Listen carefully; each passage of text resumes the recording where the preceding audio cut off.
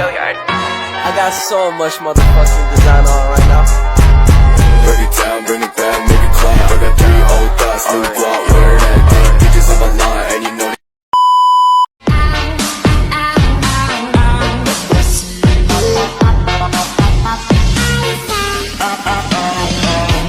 Tutup pintu, tutup jendela, karena nih lagu boleh bikin kaprok telinga. Sampai seguma tajabu, sampai seguma tajabu.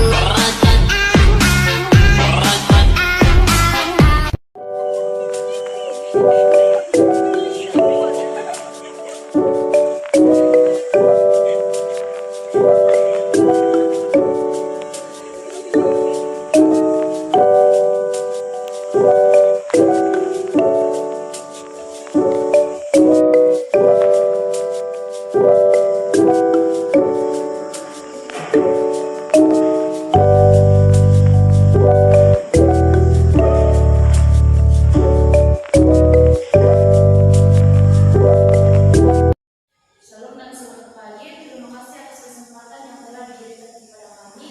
Kami dari kelompok 3 akan mempresentasikan hasil diskusi kami mengenai karakteristik dan masalah-masalah umum anak usia dini dan siswa sekolah dasar.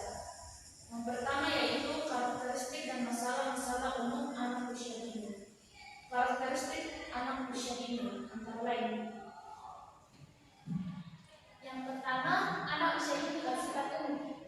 Setiap anak berbeda antara satu dengan lainnya, dan tidak ada dua anak yang sama persis meskipun kembar identik. Yang kedua, anak usia dini berada dalam masa potensial. Anak usia dini sering dikatakan berada dalam masa-masa potensial atau sering baik untuk belajar dan berkembang.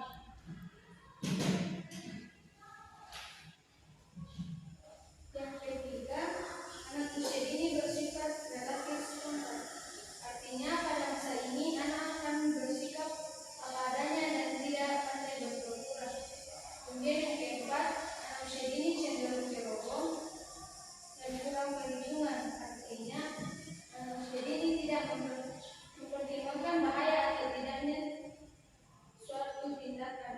Kemudian yang berikut, anak usia dini bersifat aktif dan yang kelima, anak usia dini bersifat aktif dan energi.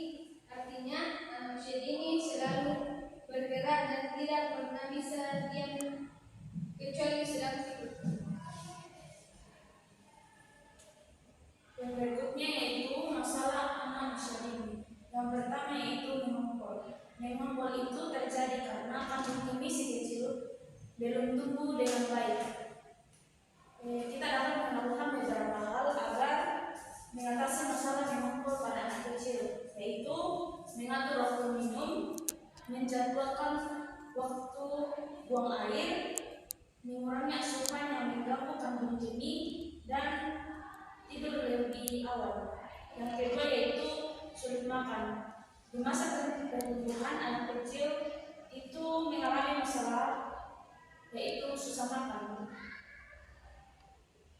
Karena kapasitas perut yang kecil dan masalah perhatian juga menjadi faktor. Si kecil itu mudah terdistraksi oleh banyak hal di sekitarnya, sehingga rendah perhatian dia saat makan. Nah, hal yang dilakukan agar si kecil dalam mengatasi masalah sulit makan si kecil yaitu mengurangi jumlah makan porsi makanan setiap kali makan. Di sela-sela waktu makan, kita bisa mengisinya dengan memberikan dia cemilan sehat seperti buah dan sayuran. Poin ketiga yaitu si kecil tidak suka belajar. Nah, si kecil tidak suka belajar itu karena dia lebih rentan untuk suka bermain. Yang keempat yaitu manja.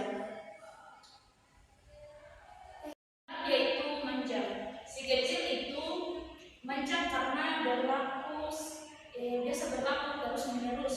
Selain itu, jika di usia 5-6 tahun, si kecil masih tergantung ketika keinginannya itu tidak